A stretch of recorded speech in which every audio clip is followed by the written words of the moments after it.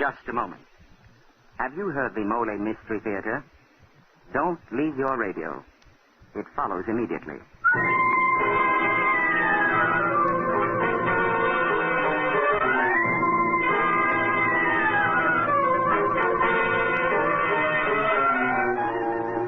Molle, M-O-L-L-E, the brushless shaving cream that guards your face with a special protective film, presents the Molle Mystery Theater. This is a series of programs designed for mystery fans and for all lovers of exciting, suspenseful entertainment. Every Tuesday night at this time, you are going to hear one of the great mystery stories of the past, the present, or the future. They will be selected and brought to you by Mr. Jeffrey Barnes. Mr. Barnes, who has made a lifelong study of mystery fiction, is a connoisseur of fine detective stories.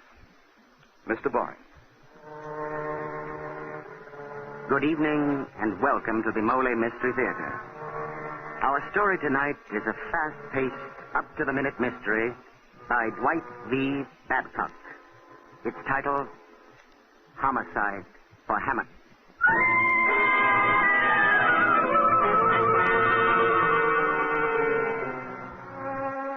Our detective tonight is different. She is a beautiful blonde bombshell named Hanna Van Doren. But the story is Joe Kirby's, and Mr. Kirby is here to tell you that story himself. Mr. Kirby. Thank you, Mr. Barnes. The story really started on the day I lost my job. I'd been selling high-priced cars and had wrecked a custom-built job that sold for $15,000. Well, that afternoon, I met my friend Terry O'Connor at his office, and we started out for a short beer at our table.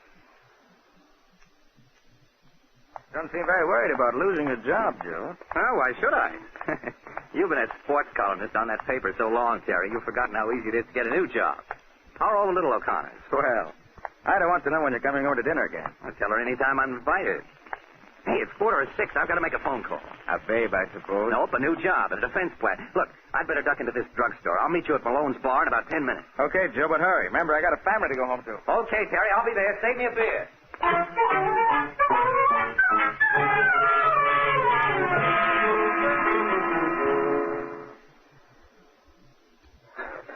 Oh, there's Joe now. Hey, Joe, over here. Oh, hello, everybody. Hiya. Everything okay? Sure, everything's okay. Hey, who's the beautiful face? She's with George Engel here. How can a heel like that get this pretty gal, huh? Lay off, Lug. She's mine. Miss Hanna Van Doren, may I present the eminent Joe Kirby of the pre-Depression Kirby. Hello, Mr. Kirby. Hello, Hanna. Hey, Harry, give us a round here, huh? Okay, Mr. Kirby. Well, I hear you lost your job, Kirby, so I suppose you're broke. In a manner of speaking, yes. But I'm looking for Steve Wurzel. He owed me $200. You got a fat chance of collecting. Here we are, Mr. Kirby. Hi, Harry. Say, have you seen Steve Wurzel around? No, he hasn't been around all evening, Mr. Kirby. Funny, this is one of his hangouts. Well, here's to you, Harry, the best bartender in town. Who is this Steve Wurzel, Mr. Kirby? The spoiled son of the head chemist of the Smith factory. And when I say spoiled, I mean rotten. Sounds like quite a lad. A heel. And I'm going to collect my dough from him tonight or take it out of his hide. I know an easier way to make money. How about coming out to the racetrack tomorrow? I got a good horse in the fourth. Well, that's an idea. But I'll need the dough Wurzel owes me to take Miss Van Doren with me. What's your number, beautiful? I'm in the book. Hey, stop trying to chisel in on my woman. On second thought, maybe she's just what a deadbeat like you deserves. Sour grapes, you're just jealous, Engel. Down around City Hall, they call her Homicide Hanna, the gorgeous ghoul. She's bloodthirsty. She goes around hoping for a homicide to happen to somebody. This beautiful girl? Say it isn't so. But it is. I write up crime stories for True Crime A magazine. scandalous profession for such a fair flower of womanhood. What's the world coming to? A girl has to live. Ah, I understand, my dear. And I'm just the little fella to show you how to live well. Now, I'll call you for that date in the morning. Now, if you'll excuse me, I've got to get my beauty sleep. You coming with me, Terry?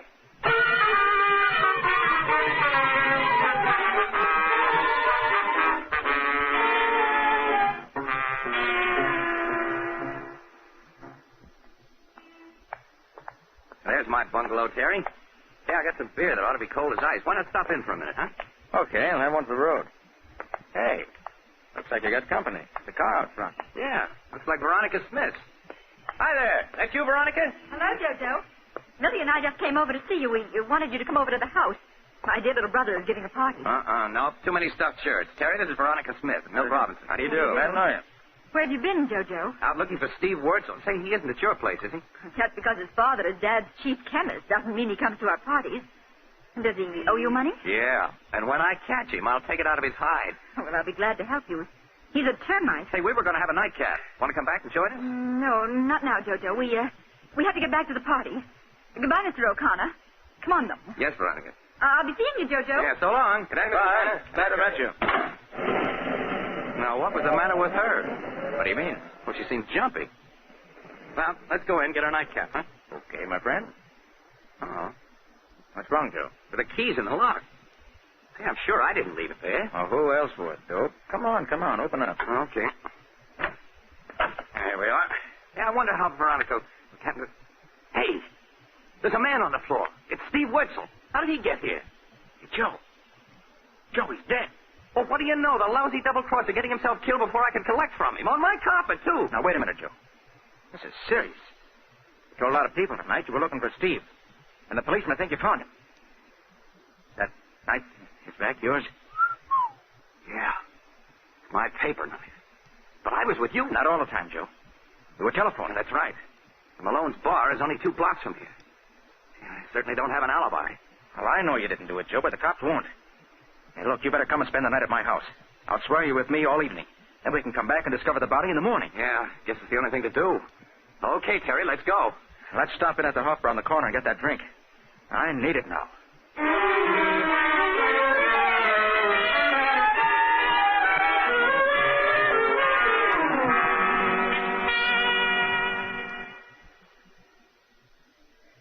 Hey, Huh? look over there in that booth. George Engel and Hanna. So it is. Well, let's join them. Hello there. Hi. I thought we got rid of you once. Welcome to our party. We just stopped in here for a sandwich. Why don't you sit somewhere else? Or are you 2 bums following us? Not you, Engel. The beautiful damsel with you. Well, go out and find your own beautiful damsel. You are beautiful, Hannah. Say, can you cook? Oh, never mind. Marry me anyway. Now, Mr. Kirby, I hardly know you. Besides, you lost your job. Incidental. Purely incidental. However, I don't require an immediate answer. Take a minute or 2 to think it over. I will. Did you find Wurzel? Yes and no. What do you mean, yes and no? He means no. How did Terry know which you meant, Joe? He guessed. Say confidentially, honey. I'm in a jam. Ouch! What's the matter? Terry kicked me. Oh, must have been an accident. Hello, Mr. Engel, Miss Van Doren. Hiya, Terry. Hello. Hi, Madden. What's up? Hi, Sergeant. Look, if I give you boys the tip-off, will you give me some credit in your story? Sure, Sarge. What is it? I'm looking for a guy named Kirby. Joseph Kirby. Do you know him? Well, what do you want him for, Madden? It's murder. A murder? Where? And we got a call to investigate his apartment. We went right over to his joint, and there was this stiff laid out on the rug with a shiv stuck in his heart. Died about 6 o'clock. Some guy named Wurzel. Oh, what do you know about that? In Kirby's apartment? Who phoned in? We don't know. He didn't give no name. It was, anonymous. But the guy said we'd probably find this Kirby in some bar, so we're looking. You know him? Hey, you sure it was a man who called? Yeah, it might have been a woman. Hey, what is this? You're all acting funny. Let's get it over with, Terry. The suspense is killing me. Officer, my name is Joe Kirby.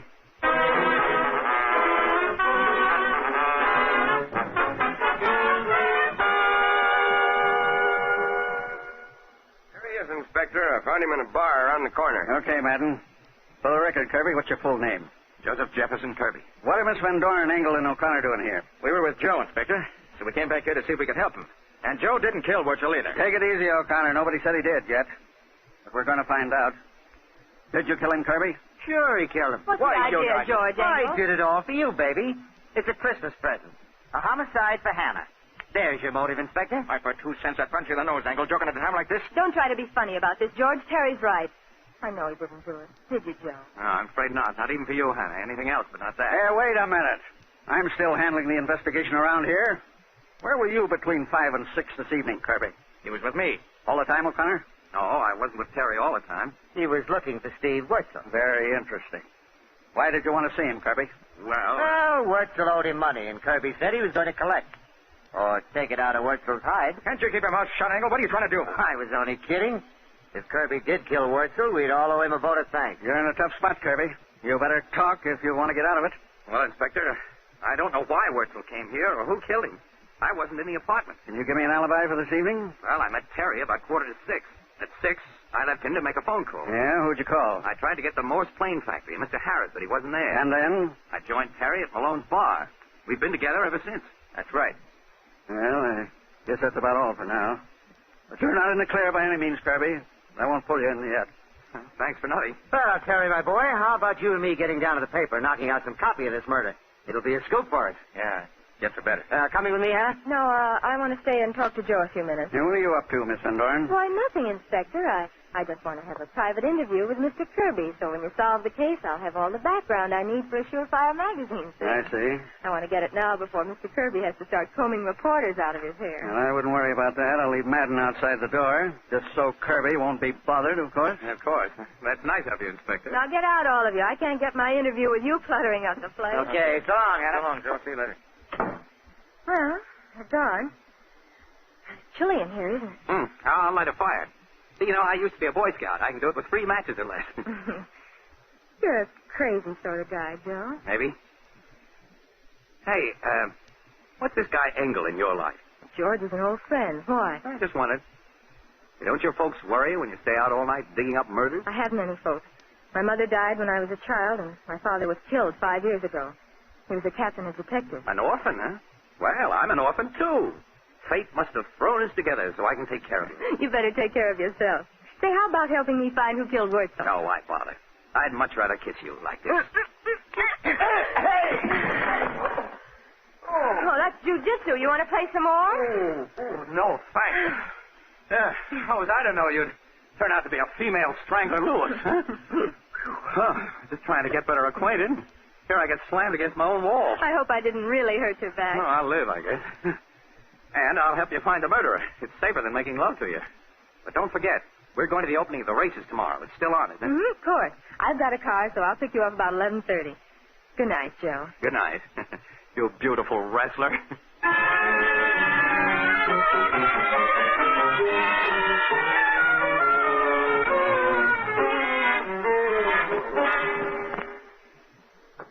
Who is it? It's me, Madden. There's a couple of people here to see you. Miss Veronica Smith and Milton Robinson. Send them in. Oh, hello, Veronica. Hi, Milt. I just had to come to see you, Jojo, after reading this morning's papers. Horrible. Sorry for you, Kirby. I just got up. What's the paper say, Veronica? You're suspected of killing Steve Wurzel in a fight about money. My, how these newspapers do exaggerate. Say, were you inside my place last night, Veronica? No. No, we weren't, Jojo. We just knocked on the door and there wasn't any answer, so we left. That's when we met you. Then why wouldn't you come back with me? Well, we had to get home. I had to get to the party, and Milt had to get home to his mother. You see, she's blind, and she gets frightened when Milt is away too long. Isn't that right, Milt? Yes, indeed, Veronica. Yes. Okay, that's your story. I didn't mention you to the cops anyway. Thanks very much. Madden said you're up, so I'm just walking in. Oh, I didn't know you had company. Oh, it's all right, Hannah. Hannah, this is Veronica and Milt. How do you do? Hello.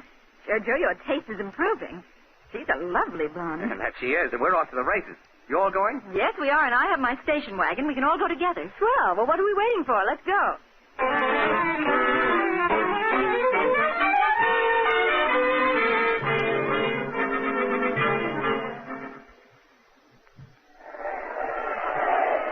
Nice crowd here today, Joe. Yeah. Oh, look, there's Terry O'Connor. Hi, Terry. Hello, Terry. Hello, children. Stick around. I'll have some tips for you. Hey, Joe. Meet me under the stairs, back by the paddock in a few minutes. I've got a hot tip in the murder. Yeah? What? Seems old Jake Wurzel had another name once, back in Chicago. And, oh, nuts. Here comes Engel. Well, I'll see you later. Well. Beauty and the Beast. Greetings respected. Go away, Engel. You give me indigestion. First you steal my girl, then you want to drive me away. Did you hear the newest guess about your murder? What is it? Some bright cop got the idea that Steve was killed by spies. His old man, Jake Wurzel, just invented a chemical for neutralizing chlorine gas. This guy thinks they tried to get the secret out of Steve and killed him when they failed. I think it's nuts. Yeah, so do I. But I'm glad somebody doesn't think I'm the murderer. Well, come on. Let's get away from here, Hannah. The air's bad. You know, I'm covering the murder now. You wouldn't care to give me a statement, would you, Mr. Covey? Yeah, stay away from me. Unquote. Hey, Hannah, would you do me a favor? Wait here a minute.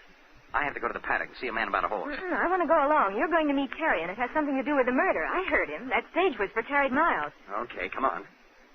Where's your secret meeting place, Mr. Conspirator? It's around the corner here. Under those back stairs.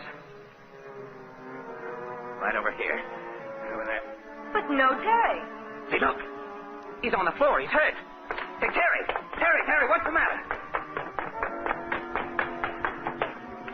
Terry. He isn't going to answer, Joe. Can't you see the knife in his throat? He's dead. Yeah, I see. But what about you, Joe? If the cops find you here with another murder, they'll... Oh, what do you mean, if? Here comes one right now. Let me do the talking, Joe. No, not me. I'm getting out of here. There's something I've got to find out. I'll see you later. Hey, you! Stop! In the name of the law! Off! That's fine! Good luck. Good luck, Joe.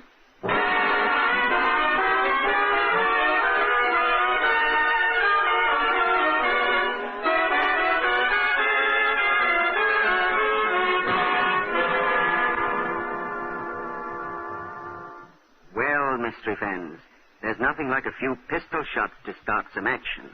And plenty of action is just what we're headed for when our Molle Mystery Theater play resumes. You know, Mr. Barnes, what you just said is exactly Joe Moran's idea. Yes, Dan, how's that? Well, my old friend Joe is a real Molle fan who wants every man to enjoy the better shaves it gives. And he says that one good way for me to remind folks of how good Molle is and to stir them into action is by firing a pistol shot or so. So, and what are you going to do about it, Dan? Well, just this. Gentlemen, of course you realize that the little nicks and scrapes you got while shaving today will make tomorrow's shave all the more difficult. Well, why don't you buy Molle, the brushless shaving cream that puts face protection first. Molle has a special protective film, a film with more real body and substance than light fluffy cream. That film acts in a positive way to guard your tender skin from irritating nicks and scrapes. Also, Molle contains an abundance of beard-softening ingredients and plenty of bland, non-irritating oils. So, gentlemen, to enjoy shaves that get better and better as Molle's protective film guards your face from nicks and scrapes, why don't you just... Yes, that's right. Shoot around to the store and buy a tube or jar of M-O-L-L-E, Molle Brushless Shaving Cream. Well, I'm out of ammunition and my story's told, so now here's Mr. Joe Kirby to bring you Act 2 of Homicide for Hanna. Well, after Hanna and I found Terry's body at the racetrack, the cop tried to stop me. But I got away and grabbed a cab into town. Terry had mentioned a clue and said he wanted to tell me more just before he was killed. Maybe he had told his wife something about what he learned. It wasn't much to go on, but it was my only chance. So I went to see Ida O'Connor at their home on Laurel. They told you, Ida? You know about Terry? Yes. The paper telephone. He's gone, Joe. Terry's gone. You know, they're saying I did it, Ida. Yes, I know. But I don't believe it. Well, you were his friend. Thanks, Ida. Now, you've got to buck up for the kid's sake. We can't bring Terry back, but I want to do something about it. And maybe you can help. How? When Terry was home last night, did he say anything about what he was working on, about what happened at my place last night? Well, yes. He was all excited. He said he had a chance to clear you completely, and it would mean a big bonus for him and maybe a raise. Where had he been, Ida? Well, he'd been at the office going through some old newspapers. He showed me one of the clippings. A clipping? You remember what it was about? It was about a murder trial in Chicago back in 1925, I think. A man named Wilson had killed another man, had been acquitted. There were pictures of the man. I didn't read it except for the headline. It's not very definite, but I'll try to run it down. Now, you keep your chin up, Ida. I'll get Terry's murderer if it's the last thing I do.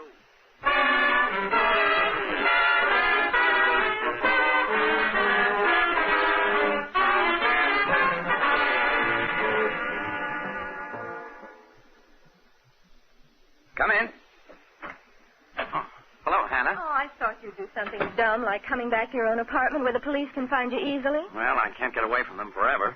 I might as well be comfortable while I wait. Did you come straight here from the track? No, I was downtown reading some old Oh, newspapers. you would. I don't suppose you thought of reading the last edition of today's paper while you were there. No. Why? Nothing, except that while you were running around making sure you have no alibi, Steve's father, old Jacob Wurzel, was killed. Murdered? Yes. Say, this is getting to be an epidemic. Well, eat, drink, and be merry. How about a highball, Hanna? No, thanks. I want to talk to you, Joe. Please be serious. Yes, Hanna, I'll be... Oh, maybe that's the cops now. Come in. Hello, Jojo. You see, Milton, I told you he'd be here. Milton tried to argue me out of coming. He said you wouldn't be here. Well, I thought with the police after him. Oh, you did you? Well, sit down, Veronica. Thanks. We're going to have quite a little gathering here. I'm expecting the police any minute. Then we'll try out a little idea I've got. What sort of idea? Yes, what is it? Relax, Hanna. I'm just beginning to get smart. Now we wait for the police. Here, the boy detective. And I think I hear the ponderous tread of the law coming this way right now. And I thought you'd be here, Kirby, when I saw the visitors go in. I was especially glad to see Miss Veronica Smith arrive. Why? I have a witness who places your car here last night. So I have a warrant charging you and Kirby with murder. Oh, no. Now, wait a minute. Not so fast. You can't do that. No, I can't, eh? Well, who's going to stop me? But wait a minute. I know who committed all 3 murders. This had better be good, Kirby. What's your story? Well, originally, the murderer had only intended to kill Steve Wurzel and his father. Terry O'Connor was killed because he had a lead to the murderer. Terry? Where would he get a lead? I found out Terry had been looking up an old murder in Chicago in 1925. That murderer was a man named Wilson, and he was acquitted. Interesting. But what does it have to do with this? There were pictures in the paper. Wilson was Jake Wurzel, Steve's father. And Jake Wurzel killed somebody? Well, Wurzel or Wilson was a cosmetics manufacturer then. He put an eyelash dye on the market that contained poison, and several people were blinded. He had a good lawyer, so he wasn't prosecuted. Well, where does the killing come in? And how does it tie in with this case? I'm coming to that. The husband of one of the blinded women, a fellow named Cady, tried to kill Jake Wurzel. But Wurzel killed him first. So Wurzel changed his name and came out to Hollywood? Right. Well, that blind woman and the man who was killed had a son. Aha, I'm beginning to get the idea. Right. I'm betting that son grew up with one idea.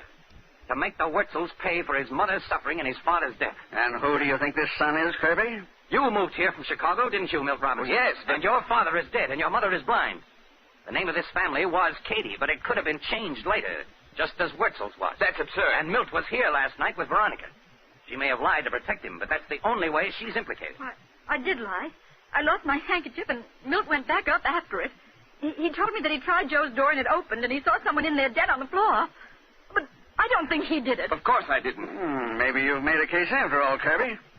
Well, Robinson? You're making a terrible mistake. I haven't killed anyone. My name wasn't Cady. You can find my birth certificate on file in Chicago. My father died a natural death. My mother was blinded in an auto accident. You can check all those things. That's true. I'm sorry. But it seemed right. I ought to let you stew in your own juice, Joe, for holding out on me, but I know who the Cady boy is. Hannah, you do. Who is it, Miss Van Doren? I'm almost sure it's George Engel. What, the newspaper reporter? Yes, I know he's from Chicago. His father's dead, and so's his mother, but she was blind. He told me about it and seemed very bitter. And he did overhear Terry telling me that he had a clue. He could have reached the paddock just to hit him. I'm sure it's George Engel. He fits all the way around. Hey, wait a minute, though. He couldn't have killed Steve Wurzel. He was with you all evening. No, he wasn't. There wasn't any reason to mention it before, but he left me at the bar for almost a half hour between 5 and 5:30, the time when Steve was killed. That's just about when Terry and I left his office. You sure about those things, Miss Van Doren? Positive, Inspector. Joe's giving you the motive, and Engel's the only one who fits it. I think you better act fast, too. He succeeded in killing both Wurzel, so he'll probably try to leave town now. You're right. I'll get a dragnet out immediately. Well, I'm sorry about almost pulling you in, Kirby. Come along, Veronica. We'd better go, too. Yes, Milton. I'm really very sorry, Milton. Forget it, Kirby. Well, goodbye, all of you. Goodbye, Joe. Bye, Kirby. Drop in again when I have another murder.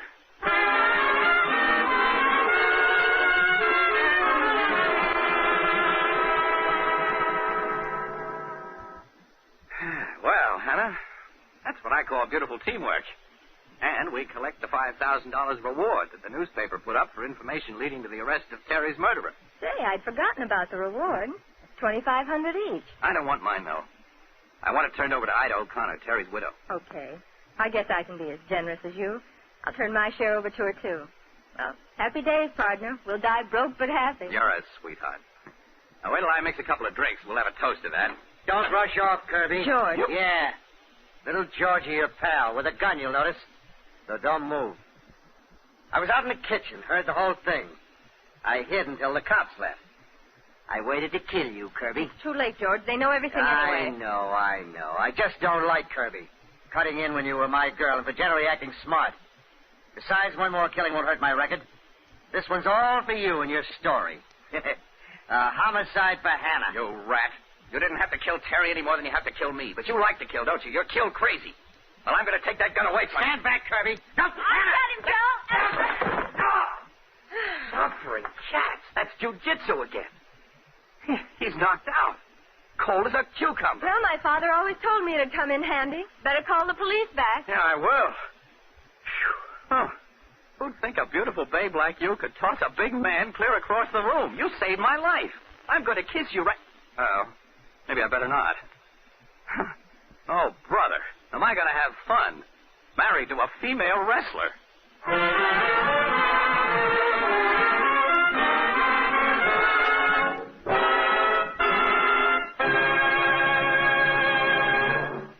Ladies and gentlemen, you have just heard the Molle Mystery Theater presentation, Homicide for Hanna. And a very exciting, eventful case it was. Now we continue with still another case. One that I'm sure the men in our audience will find eventful and helpful. All right, Dan? Well, friends, this is the story in words and music of Wilbur. Wilbur used to be the sort of guy who woke up in the morning with a grouch. When his wife spoke to him, Wilbur would answer something like this. Yes, very grumpily. Because he was almost positive he was in for an unpleasant time with his morning shave. And as Wilbur shaved, as he nicked and scraped his face, his spirits got lower, lower, and lower.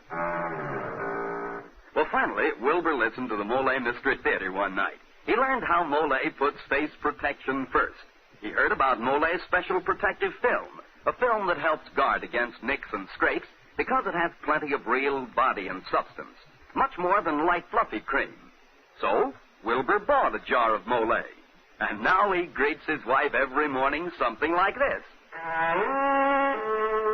Oh, he feels swell since he discovered for himself that his Molle's special protective film helps guard your face. Day after day, your shaves get better, better, and better. So, gentlemen, why don't you buy M-O-L-L-E? Molle, the brushless shaving cream that puts face protection first. And now here's Jeffrey Barnes to tell you about next week's story. Mystery fans, we were unable to introduce our new detective, Jonathan Pierce, tonight, as previously announced. But he will definitely be with us next week in an exciting story about beautiful girls, antiques, and murder, entitled The Mystery of the Seven Keys. So be sure to listen in to Jonathan Pierce in The Mystery of the Seven Keys.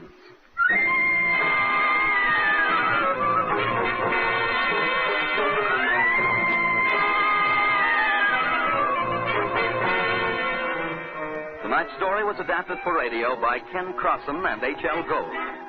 The original music on this program is composed by Jack Miller. Until next Tuesday, this is Dan Seymour saying good night and good shaving for Molle Brushless Shaving Cream.